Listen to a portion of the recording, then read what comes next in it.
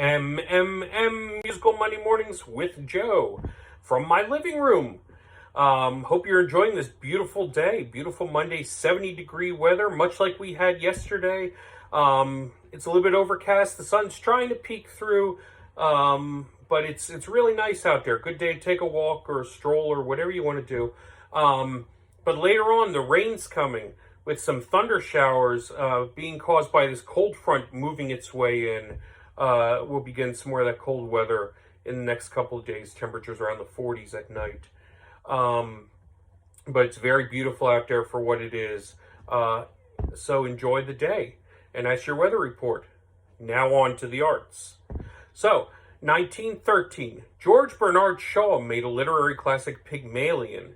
And in the middle 30s, a man by the name of Gabriel Pascal wanted to bring it to Hollywood. But Shaw had problems with Hollywood. He had one of his works, Arms of the Man, made into the movie The Chocolate Soldier, and he had problems with it. So when asked about a movie version of Pygmalion, Shaw vehemently said, no, Pygmalion will be kept as a literary classic as it should be.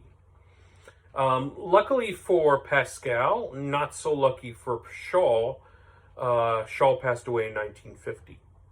So Gabriel Pascal called up Alan J. Lerner, who called up Frederick Loewe, the team of Lerner and Loewe, who wrote other such Broadway classics as Camelot and Brigadine. So they got a hold of this, and they decided that they would bring out a new musical called My Lady Liza.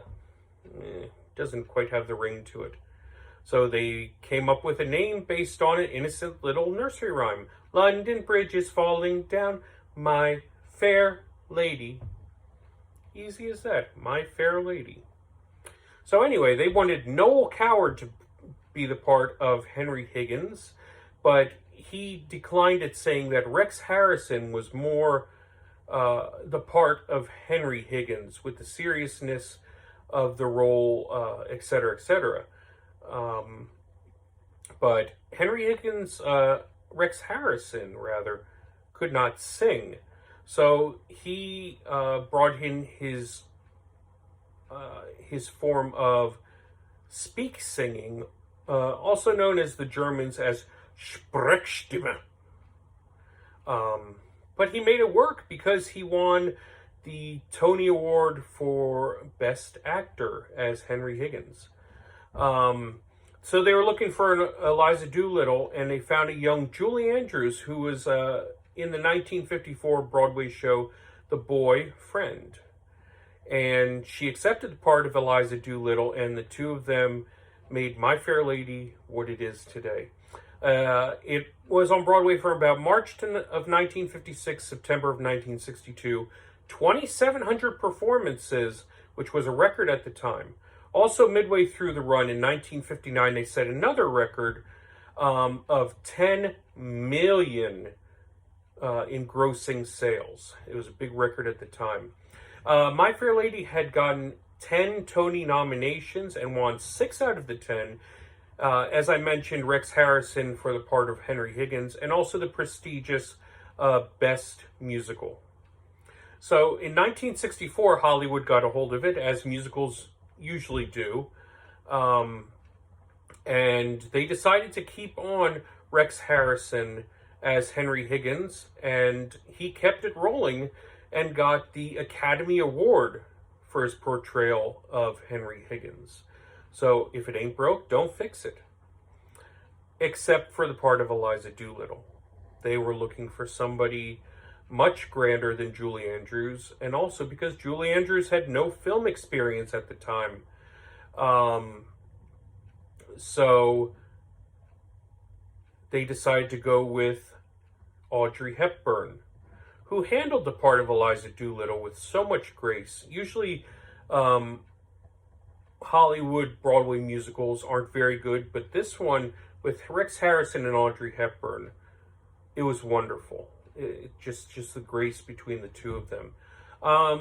Now, the only part with that is that Audrey Hepburn couldn't sing a lick.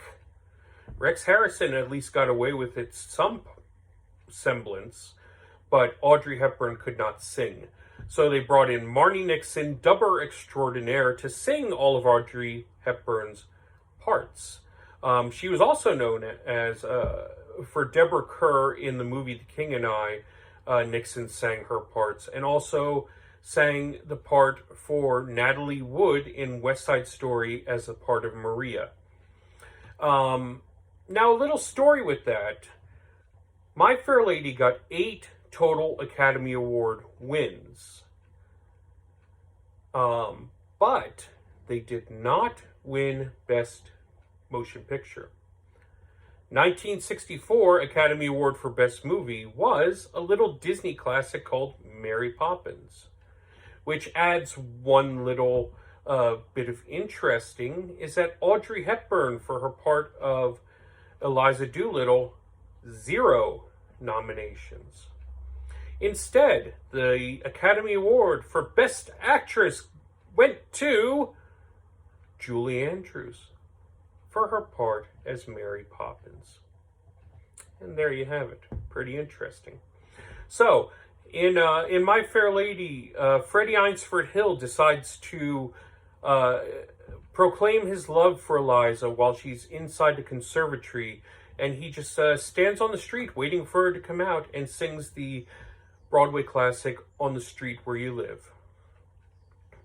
I have often walked down the street before, but the pavement always stayed beneath my feet before.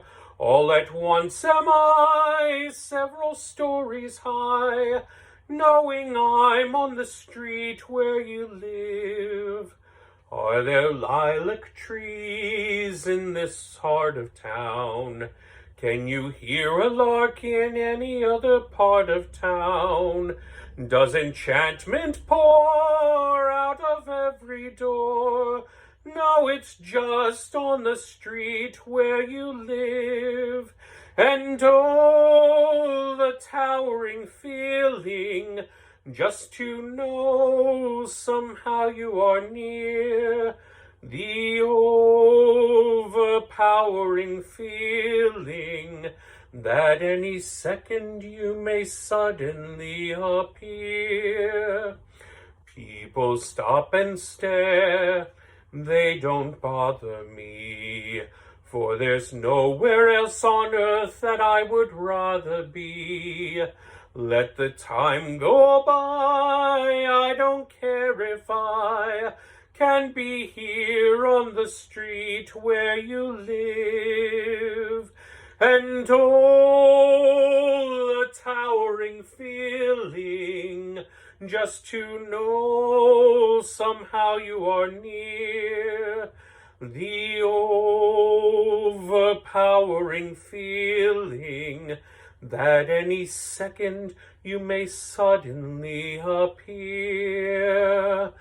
People stop and stare, they don't bother me, for there's nowhere else on earth that I would rather be. Let the time go by, I don't care if I can be here on the street where you live. Thanks a lot for watching. Enjoy the rest of your Monday. Catch you next week. God bless you all.